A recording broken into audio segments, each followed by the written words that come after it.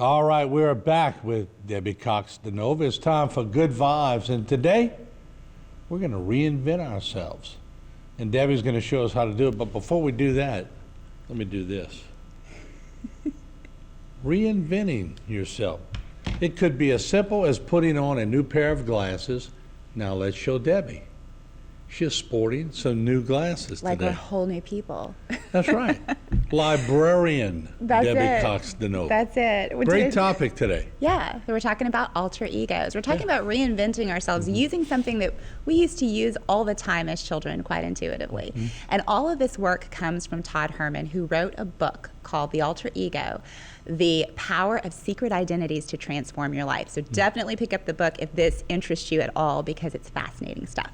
So for a long time in psychology, they operated by something called single self theory. And the belief was that the people who identified with one identity in their lives the most and operated consistently through that one identity would have the least incidences of mental health issues, depression, anxiety, stress disorders, that sort of thing.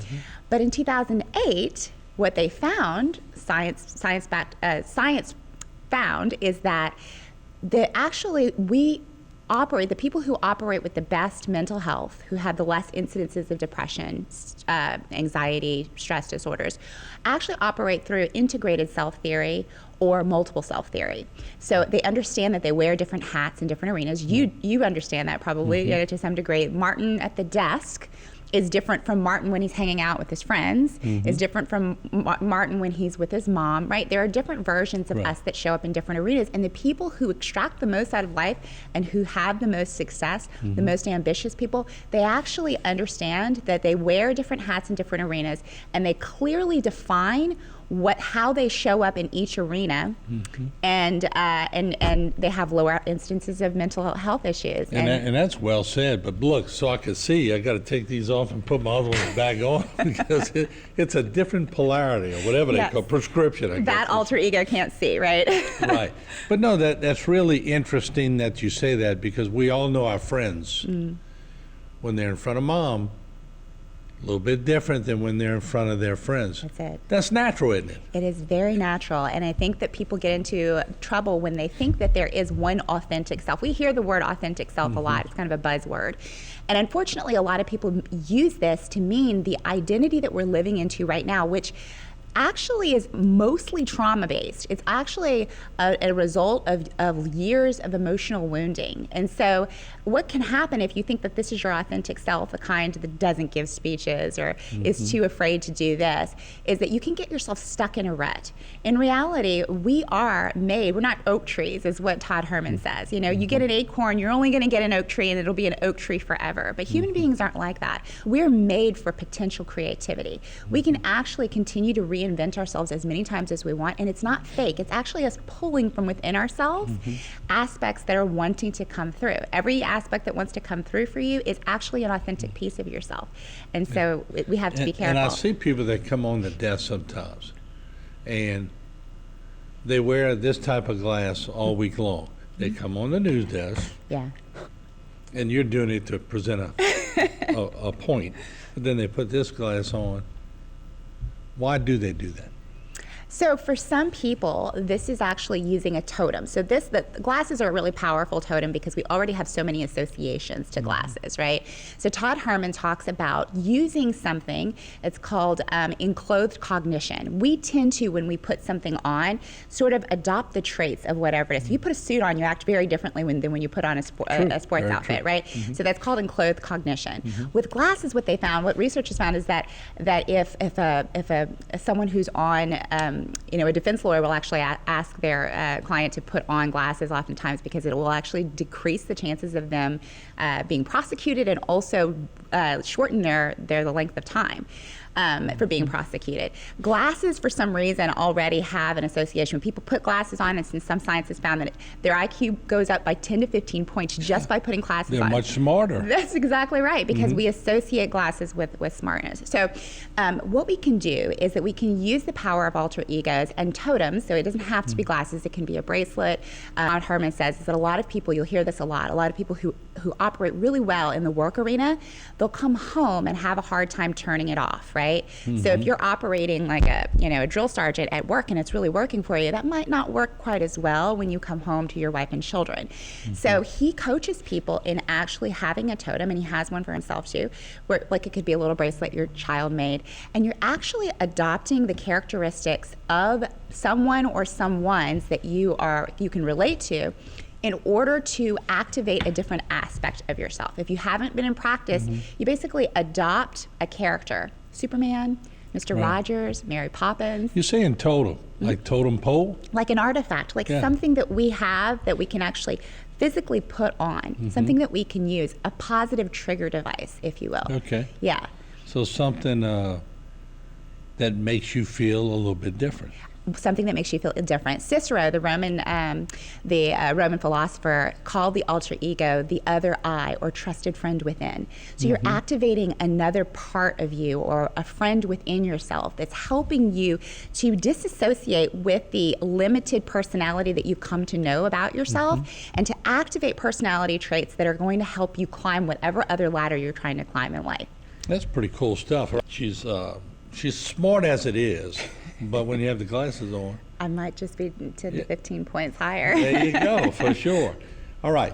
Give me examples of famous alter egos. Yeah, so a lot of it, I'm sure everyone has heard that Beyonce has Sasha Fierce, which is the performer that steps onto stage and really brings it for her. Halsey also is a superstar who, her real name is Ashley, and she has been known to say, Ashley would have never been able to do what Halsey has done. So she took a performance persona and put it out there for herself. We've got a couple in sports. So Todd Herman talks about a conversation he had where he got to meet Bo Jackson.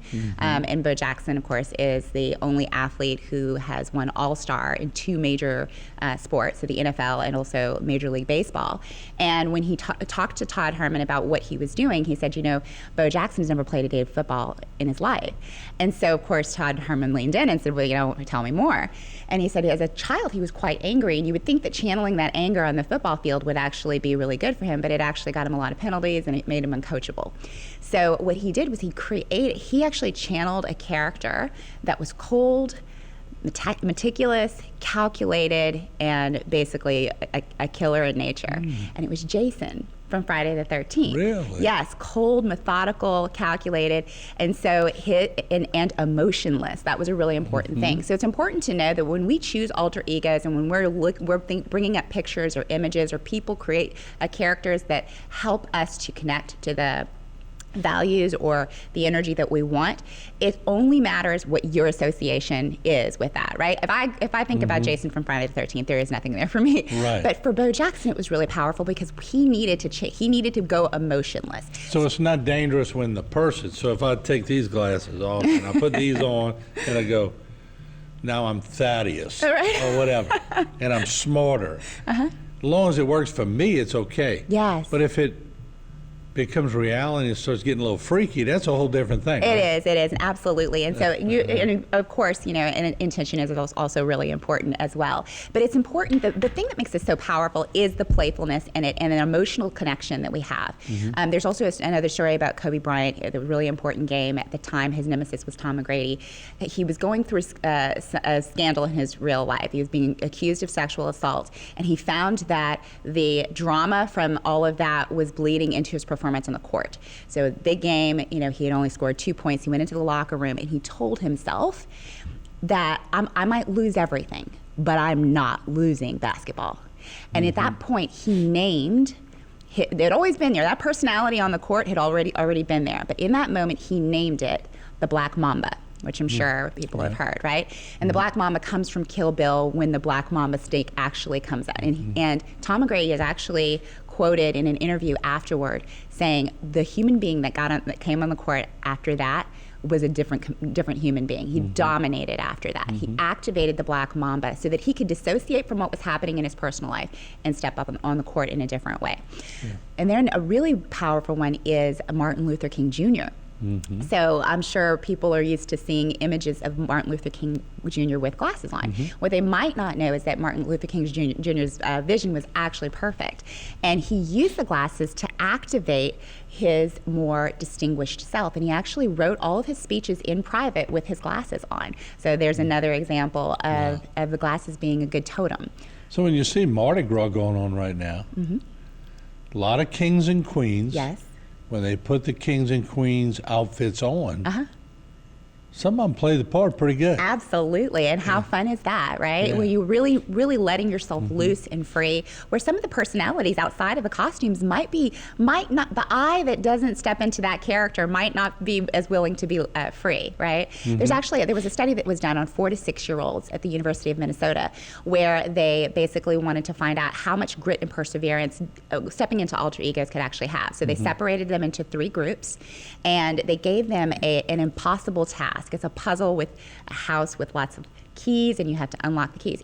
But it was an unsolvable puzzle, okay? Right. The first group was just showing up as themselves. The second group were asked to identify with a superhero or a character that they loved the most and play that part while they were doing it. And the third group actually had costumes wheeled in, and they were asked to pick a costume and put it on. And of course, as you might imagine, the third group lasted the longest in that competition to see how long it would take to say I quit.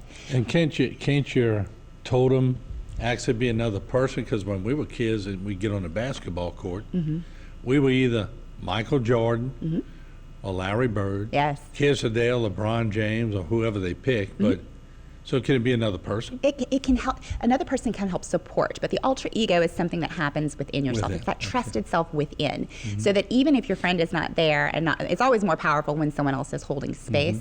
But even when you're not there, you want to be able to step into it. Choose an alter ego, someone that you relate to from, or that you would like to be more like, and you're actually going to sort of embody Wonder Woman, or you're going to embody Mother Teresa. So you can embrace their characteristics, but you own them.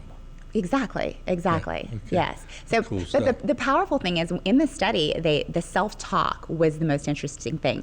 The ones who were acting as themselves, they said, "I'm not good at puzzles," and they would quit, or "I can't do this; it's too hard," and they would quit. Whereas the ones with the costumes said, Superman would never quit. Dora the Explorer always solves the problem, and they would continue to go. So stepping into new identities is so powerful, and everyone should be using it. And as we Child or not. close, get a close-up of Debbie. As we close, get a close-up, let it look. Her IQ 160 with those glasses, 159 without them. She's smart without them, too. All right, that's it. We'll see you later.